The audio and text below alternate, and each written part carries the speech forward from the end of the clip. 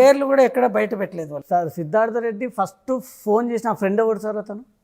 ఎవరో రాజేష్ అని ఏదో పేరు ఉంది, నాకు తెలియదు. అది ఎంత దీంట్లో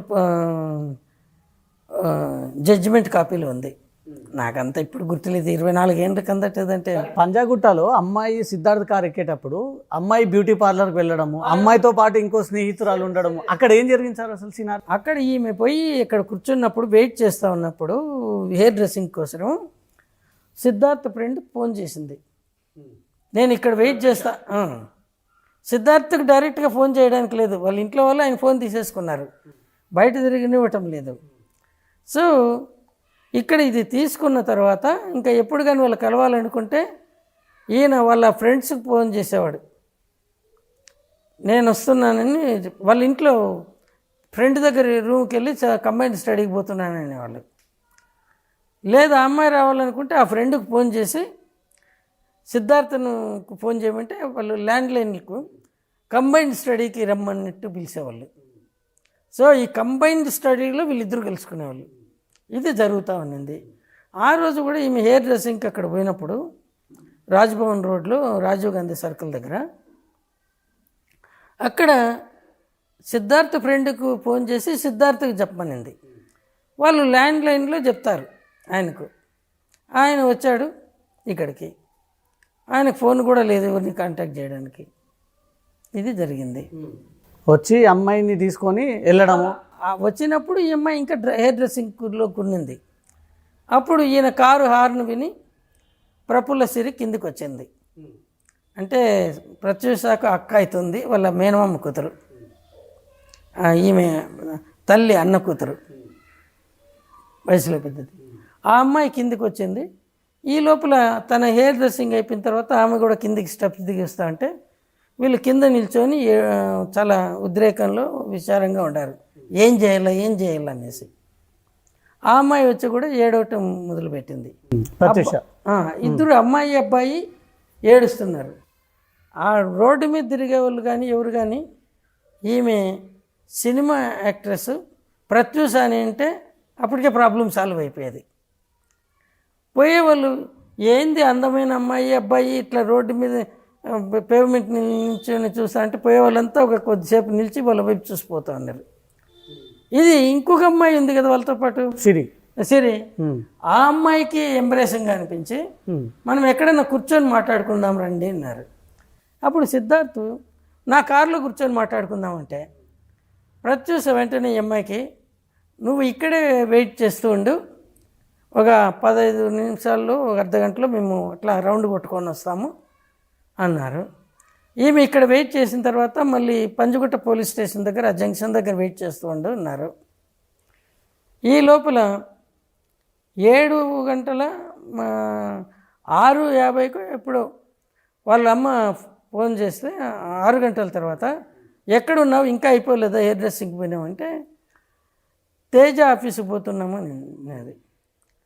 మళ్ళీ 6:18కి అంతకు మునుపు ఒకసారి 6 గంటలకు ఫోన్ చేసింది.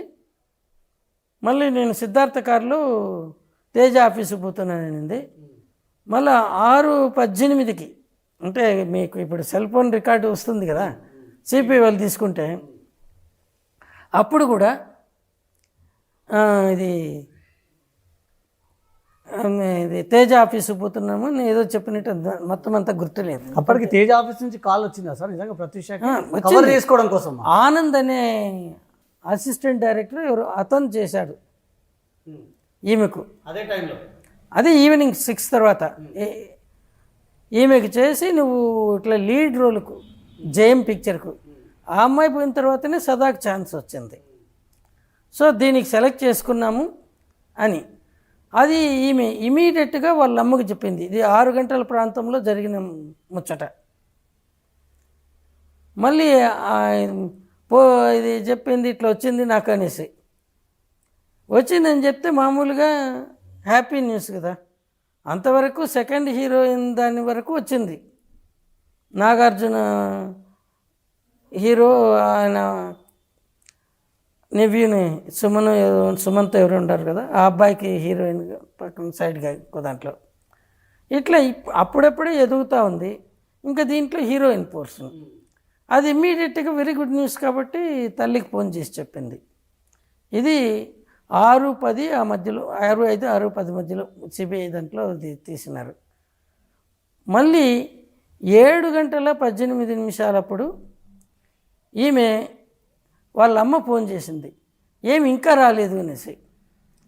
సిద్ధార్థ్ కార్లో తేజ ఆఫీసుకు పోతున్నాము, అగ్రిమెంట్ సంతకం చేయడానికి అనింది. 8 గంటలకు కేర్ హాస్పిటల్ నుంచి మీ అమ్మాయి పాయిజన్ తీసుకొని హాస్పిటల్లో జాయిన్ అయింది అని వచ్చింది. సో 7:18 కింద 20 అంటే 32 నిమిషాలు 42 నిమిషాల కింద మాట్లాడితే ఈ మధ్యలో ఏం జరిగింది అని ఆమె హడావిడిగా తన కొడుకుని తీసుకొని కేర్ హాస్పిటల్కి ఆటోలో వచ్చింది తార్నాక్ నుంచి. ప్రత్యూష తల్లి ప్రత్యూషతో ఫోన్లో మాట్లాడేటప్పుడు అప్పటికే వీళ్ళు చనిపోవాలని పాయిజన్ తీసుకోవడం, కూల్ డ్రింక్ కలుపుకోవడం. అప్పుడు లేదు, అప్పుడు ఇంకా కొనలేదు, పోతూ ఉన్నారు నెక్లెస్ రోడ్డు మీద, చక్కర్లు కొడుతూ ఉన్నారు అక్కడక్కడే. అసలు వీళ్ళిద్దరు ఎందుకు ఆత్మహత్య చేసుకోవాల్సిన పరిస్థితి వచ్చింది సార్? ఆత్మహత్య చేసుకోలేదు అనేది నా అభిప్రాయం. అది ఆత్మహత్య చేసుకున్నారని కోర్టు ఎందుకు నిర్ధారణకు వచ్చిందంటే, సిద్ధార్థ రెడ్డి తరపున ఒక అడ్వకేట్, ఒక ముసలాయన ఉన్నాడు. ఆయన కర్నూలు నుంచి వచ్చినాడు. ఆయనకేంటి, మునిస్వామి ఇచ్చిన రిపోర్ట్ కరెక్టే అని చెప్పి ఆమెను ఎవరో రేప్ చేసి చంపినారు, గొంతు పిసికి చంపినారు, మా అబ్బాయి గొంతు పిసికలేదు, రేప్ చేసి చంపలేదు. ఇంకోటి, అసలు మా అబ్బాయి పాయిజనే తీసుకోలేదు, కేర్ హాస్పిటల్లో ట్రీట్మెంటే తీసుకోలేదు అన్నాడు. దాంతో సిద్ధార్థ రెడ్డి అంత మునుపు స్టేట్మెంట్ ఇచ్చినప్పుడు ఏం చేసినాడు ఆయన, మేము పాయిజన్ తీసుకునింది నిజమేను, కోకోకోలా డ్రింక్లో కలిపి ఇదంతా చెప్పినాడు, ఎప్పుడు పోయిండేది, ఎక్కడ కొనుక్కున్నది ఆయన స్టేట్మెంట్లో. కానీ దాంట్లో కూడా మేము బెదిరించడానికి తీసుకున్నామనే మాట చెప్పలేదు. అది ఎవరూ అడగలేదు. ఎందుకు, వాళ్ళ అడ్వకేటు ఆయన గైడెన్స్ ఇవ్వలేదు. సో వాళ్ళకి ఎంతసేపు నేను మా అబ్బాయి తీసుకోలేదని చెప్పిన అతను పోలీసు వాళ్ళకు ముందే వీళ్ళు 164 స్టేట్మెంట్ మెజిస్ట్రేట్ కింద రికార్డ్ చేయిస్తారు. 164 సెక్షన్లో పోలీసు వాళ్ళకి ఇచ్చేదేమో 161లో. అక్కడ అబ్బాయి హ్యాండ్ రైటింగ్ ఉండకూడదు, సంతకం ఉండకూడదు. మెజిస్ట్రేట్ ముందు పోయినప్పుడు ఓపెన్ కోర్టులోనే మెజిస్ట్రేట్ అడిగి రికార్డ్ చేసుకుంటాడు. అక్కడ ప్రమాణం కూడా చేయిస్తారు, సత్యమే చెప్తాననేసి. రికార్డ్ చేసుకున్న తర్వాత ఈయన సంతకం కూడా తీసుకుంటారు. అక్కడ ఉంది ఇది మేము తీసుకున్నామని. ఆ తీసుకునేటప్పుడు మీరు ఆత్మహత్యకైనా చేసుకున్నారా లేదనేది కూడా ఎవరు అడగరు. ఎందుకంటే అబ్బాయి ఏం చెప్తే ఆయన క్రాస్ ఎగ్జామ్ చేయడానికి లేదు. మెజిస్ట్రేట్ కూడా మరి ఎంత కొద్దిగా ఎందుకు తాగినారు మీరు అని అడిగిండాల్సిందే, అది కూడా అడగలేదు. సో మేమే తీసుకున్నాం, మేమే కొనుక్కున్నాం అన్నాడు. ఆ స్టేట్మెంట్ ఆధారంగా ఆయనకు వచ్చింది. అదే కానీ వాళ్ళ అడ్వకేట్ తెలివి ఉంటే వాళ్ళు తీసుకోలేదు, తల్లిదండ్రులను ఒప్పించడానికి కేవలం ప్రిటెండ్ చేశారు, నాటకం ఆడారు. ఆ నాటకం వికటించి ఒకడు చాలా రోజులు అన్కాన్షియస్గా హాస్పిటల్లోనే ఉన్నాడు. ఏదో మార్చి 9వ తేదీనో ఎప్పుడో రిలీజ్ చేసినారని TV9 వాడు చెప్పినాడు హాస్పిటల్ నుంచి. 23 నుంచి అంతకాలం అంటే ఎంత అవుతుంది చెప్పండి, ఫిబ్రవరిలో. దాంట్లో 4-5 రోజులు కాన్షియస్నెస్ రాలేదు.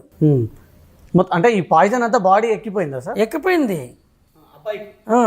అందుకే నేను ఎవిడెన్స్ ఇచ్చేటప్పుడు జడ్జి గారితో నాంపల్లి కోర్టులో అవుట్ ఆఫ్ ద రికార్డ్స్ అన్నాను జోక్గా, సార్ వీళ్ళిద్దరిని మా గాంధీ ఆసుపత్రికో లేకపోతే ఉస్మానియా ఆసుపత్రికో తీసుకొని వచ్చింటే ప్రాబ్లం అప్పుడే సాల్వ్ అయ్యేది కదా అన్నాడు. ఏంటి అని అడిగినాడు ఆయన. ఏం లేదు సార్, అమరప్రామికులు అయిపోయిండే వాళ్ళు.